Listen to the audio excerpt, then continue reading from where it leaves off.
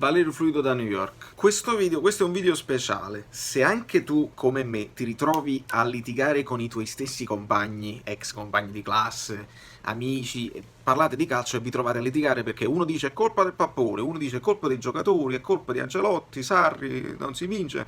Se ci troviamo tutti a litigare tra di noi, vi consiglio di vedere, spero di fare questo video breve perché sono stato ispirato da una puntata di 442 di Paolo Del Genio. Sentite. Devo ringraziare molto, questo è un bel messaggio davvero di Valerio Fluido che mi scrive da New York, dice grandissima puntata, ne farò un video sul mio canale YouTube perché si è detto tutto con calma e raziocinio. Una volta assodata la realtà torniamo ad essere la tifoseria invidiata da tutto il mondo. Grazie Valerio, veramente un bel messaggio. Grazie a te. Allora, le telefonate a Paolo Del Genio non le includo con le mie risposte perché diventa troppo complicato. Mi devo concentrare su quello che a me fa più male e che se ci sono delle soluzioni o meno. Quello che fa più male è la spaccatura, è la divisione totale nei tifosi del Napoli. Quelli che contestano e quelli che contestano i contestatori. Quelli che dicono è colpa di Ancelotti, è colpa dei giocatori, è colpa di De Laurentiis, chi dice è colpa di tutti, me compreso, e chi dice non ti permettere di attaccare i giocatori, non ti permettere di attaccare ADL, non ti permettere di attaccare Ancelotti. Guagliù, questo è un messaggio che va ai tifosi del Napoli. I juventini non sono i benvenuti su questo video, perché voi scriverete siete dei falliti, siete delle vittime, non ci servite proprio, via, cancellati già subito. Non scrivete proprio perché vi cancello. I tifosi del Napoli. Il mio appello è: smettiamo la contestazione nella forma che si è avverata nell'ultima partita. Attaccare i giocatori, rifiutare la maglia, fare sempre i cori contro De Laurentiis non serve a nulla. E vi spiego perché. Se volete cacciare De Laurentiis e fate la contestazione contro De Laurentiis, i possibili acquirenti del Napoli che guardano una squadra prima in classifica che viene contestata non se lo comprano il Napoli. Non ci sono gli acquirenti, ma se ci fossero, fammi andare a vedere un po' che ambiente ci sta a Napoli. Ci compriamo sta squadra, investiamo in questa squadra, vengono un sacco di tifosi. Fammi vedere questi tifosi chi sono. Sono dei tifosi che contestano una squadra seconda in classifica quando la prima è la Juventus. Ditemi chi viene a fare un investimento del genere. E lo stesso vale per i giocatori. Voi volete i top player, volete i giocatori di un certo livello. Fornals, il Napoli fa l'offerta. Fornals ha un'offerta anche dall'Arsenal, dall'Atletico Madrid e dal Borussia Dortmund. Secondo voi Fornals non alza il telefono e chiede a Callejon: siete, ma il Napoli mi ha fatto un'offerta, ma mi conviene venire? Io vedo che voi siete secondo in classifica e quello ti ha tirato la maglia indietro.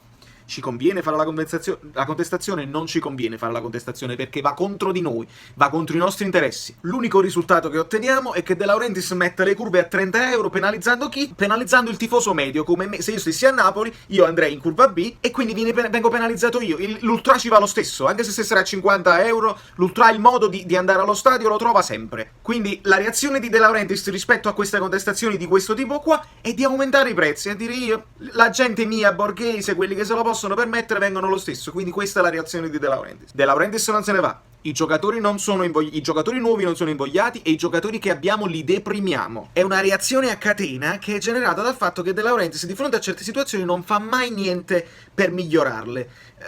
Si può parlare del mercato che sembra che non faccia mai quello sforzo, quel rischio di impresa, quello sforzo imprenditoriale, e anche quando le cose vanno bene senza rischio di impresa come l'anno scorso succedono delle cose quantomeno dubbie, quantomeno sospette. Vedi Orsato con l'Inter e tutti gli altri episodi che non citerò, che non possiamo dimenticare. De Laurentiis non dice niente. Allora che succede? Che il tifoso è il primo che smette di crederci. De Laurentiis non fa niente e non protesta. Che cosa succede? Che passa il discorso che il secondo posto va bene, quindi il giocatore non farà mai quello sforzo in più perché il dovere suo l'ha fatto. Dici, ma io che mi sbatta a fa contro una squadra che sta lottando per non retrocedere? A Juventus è impossibile da raggiungere. Hanno Cristiano Ronaldo, hanno i favori arbitrali, punto. Ho fatto più del mio dovere perché sono quinto nel fatturato. Siamo una squadra di giocatori normali, ha detto Mertens. Ho fatto più del mio dovere, ho lasciato il Milan, l'Inter, la Roma, la Lazio, la Fiorentina, tutti dietro. Io il dovere mio l'ho fatto. Questo parte dai giocatori e questo parte anche da noi perché noi ci siamo resi conto. Il succo della situazione è che noi contestiamo in quel modo,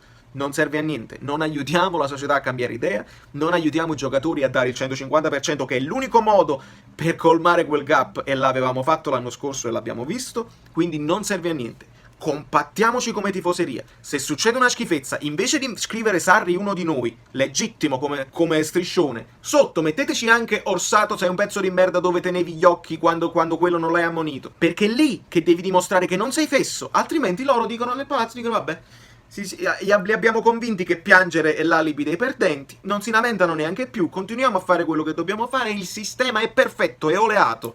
Guagliù, questa è la fine. Questa è la fine dei giochi, questa è la fine del calcio italiano in generale, perché poi non siamo abituati a lottare in Europa. Vai in Europa e visto che il tuo dovere tu l'hai fatto, sì, ti volevi concentrare sull'Europa, ma puoi sbagliare 20 minuti perché non sei abituato a quell'intensità, non sei abituato a certe gare e quindi fai le figure di merda anche in Europa. La Juve, come il Napoli, come l'Inter, come il Milan. Soluzioni: o ci arrivi tramite il gioco a colmare il gap, e l'avevi fatto, perché con Sarri sei andato oltre le tue possibilità tecniche, col gioco hai colmato il gap, hai colmato. Poi dopo devi fargli fare le schifezze, ma almeno il tifoso è soddisfatto di aver visto un calcio di dominio, di possesso, di impostazione, di imporre il proprio dominio, e almeno stiamo sicuri così. Oppure devi aumentare, se vuoi Ancelotti e quindi vuoi giocatori più importanti, devi aumentare il fatturato, che è una cosa che il Napoli non fa, non riesce a fare.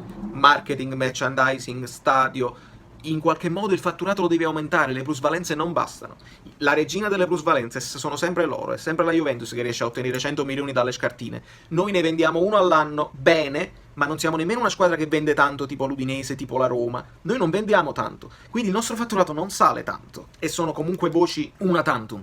Devi fare il fatturato. Allora, se l'Atalanta investe 45 milioni per fare meglio lo stadio, per fare uno stadio già bello lo fanno meglio, e comunque hanno il settore giovanile che poi ti dà campioni un giorno dopo un po' di tempo, è lì che devi fare, se hai intenzione poi di crescere. Allora la contestazione dei tifosi deve essere: non comprami Modric, devi prendere Messi. Non significa niente. Devi dire: caro De Laurentiis, per un anno possiamo arrivare anche quarti o quinti, non succede niente e non facciamo cadere il Piazza Plebiscito, però devi fare il settore giovanile e vogliamo uno stadio di proprietà. Poi andremo al museo, compreremo le magliette originali e daremo il nostro supporto anche economico, senza rompere il cazzo alla prima squadra che, se deve fare un anno con i giovani, lo fa e non fa niente. Siamo in grado? Questa è la mia domanda. Siamo in grado di fare una cosa tipo Ajax, che poi capita che se li lasci giocare, se li lasci anche sbagliare senza attaccarli al primo passaggio sbagliato, è capace pure che arrivano in semifinale di Champions League, e forse in finale, visto che hanno vinto col Tottenham. Siamo in grado? E siamo in grado di tornare a tifare una squadra per il gusto di tifarla, a prescindere da quelli che sono le posizioni, quello per cui stiamo lottando, come fanno squadre come la Lazio, il Torino, la Sampdoria, il Sassuolo, il Cagliari e la Fiorentina, che non hanno niente, non si devono qualificare, non stanno a retrocedere e comunque i tifosi vanno a tifare. Siamo in grado? Oppure, pur di andare in culo a De Laurentiis, rinunciamo alla nostra passione, che non è nemmeno il calcio, la nostra passione sono questi colori qua. Stiamo rinunciando a questa passione qua. Ditemi voi se è normale.